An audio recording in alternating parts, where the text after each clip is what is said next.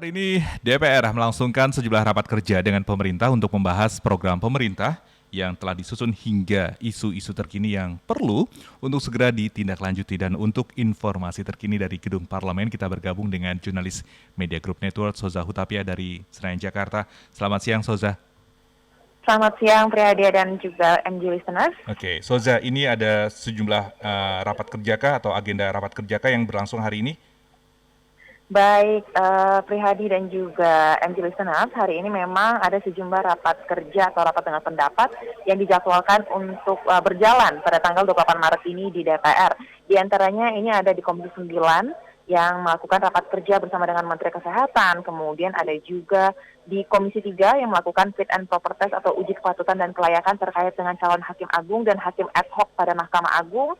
Lalu di Komisi 10, kami mencatat di sini juga ada nanti dilakukan rapat dengan pendapat dan juga rapat kerja bersama dengan Komisi 10. Kemudian Prihadi dan juga MG listeners, yang menjadi sorotan menarik sampai dengan siang hari ini mengenai rapat yang sudah berjalan, yaitu diantaranya di Komisi 9.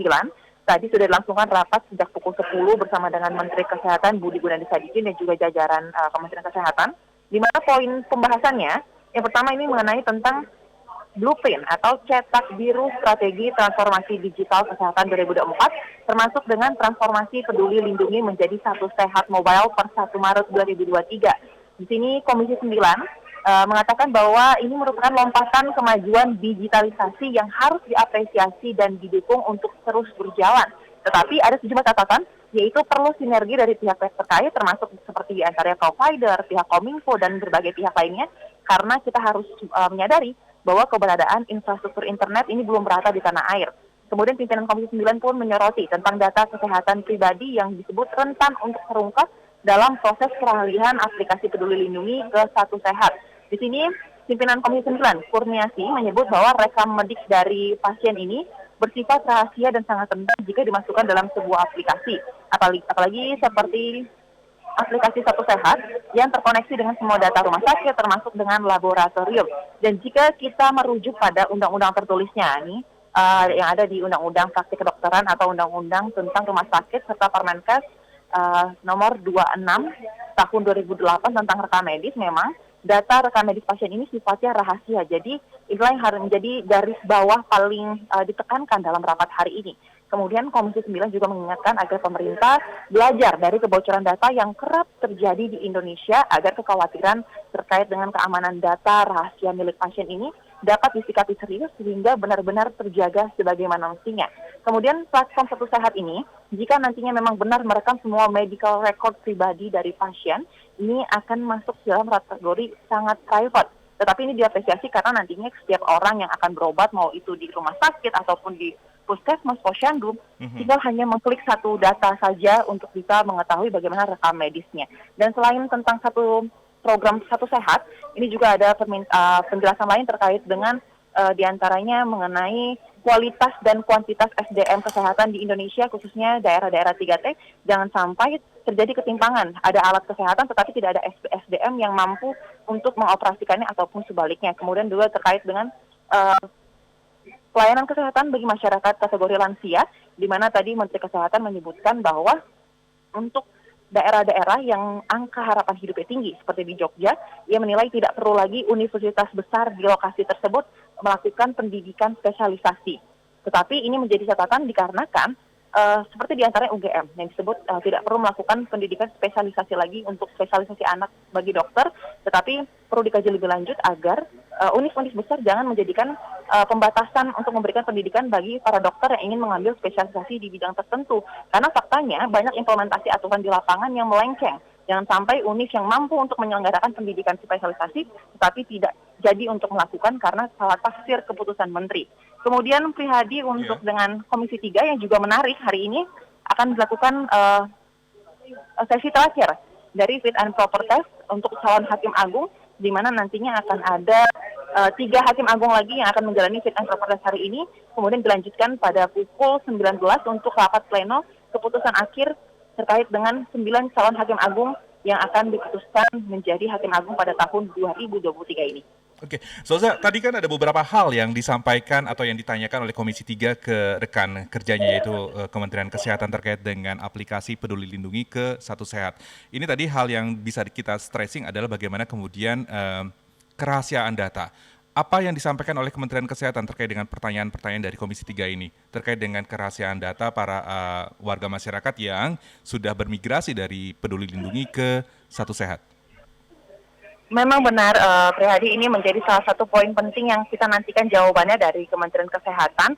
Namun sayang sekali karena tadi saat sesi tanya jawab berlangsung, Menteri Kesehatan Budi Gunadi Sadikin belum sempat memberikan jawabannya, namun ia meminta izin kepada pimpinan Komisi 9 untuk mengikuti rapat di istana terlebih dahulu karena ada dijadwalkan rapat bersama Presiden 1,5 jam dan ia berjanji akan kembali ke DPR untuk menjawab sejumlah pertanyaan terkait dengan platform Satu Sehat dan berbagai isu lainnya.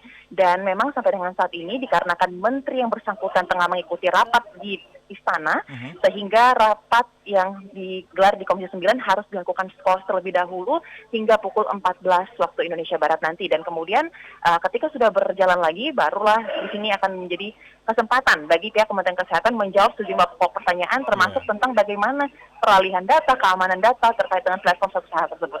Betul, karena Nanti memang kita nantikan. betul, kita pasti akan nantikan karena memang tadi Soza menyampaikan ada beberapa hal yang ditanyakan oleh Komisi 3 ke Kementerian Komisi Kesehatan. 9.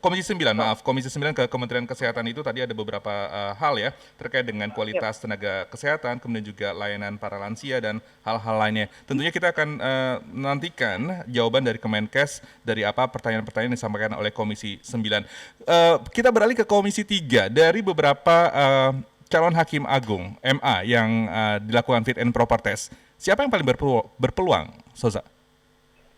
Baik, Prihadi, memang dari sejumlah nama yang masuk dalam daftar calon hakim agung yang sebelumnya sudah diseleksi langsung oleh Komisi Yudisial, ini ada 9 nama yang akan menjadi hakim agung, baik itu hakim agung di MA ataupun hakim ad hoc untuk HAM, dan menjalani proses fit and proper test sejak hari kemarin, hari Senin hingga hari ini.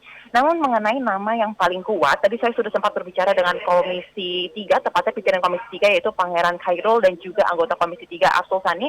Mereka tidak bisa menyebutkan siapa kandidat yang paling kuat dari nama-nama yang akan menjalani fit and proper test tersebut. Karena pada dasarnya belum ada kesimpulan akhir dari pihak Komisi 3 terkait dengan nama-nama ini. Namun jika saya bisa menyebutkan siapa saja nama-nama yang masuk dalam daftar hakim, ini diantaranya ada untuk Hakim Agung Kamar Perdata ada Lukas Prakoso, kemudian Kamar Pidana ada Sukri Sulimin, ad hoc ada Hartono, Patan Riyadi dan juga Happy Wajongkrere, kemudian dari Tun ada Luli Tri, kemudian pidana lagi ada Anas Mustaqim, untuk Kamar Agama ada Imron Rosyadi dan juga untuk Kamar Tun ini ada Pajak Triyono. Ini merupakan nama-nama yang masuk dalam seleksi KY dan kemudian di fit and proper test di DPR.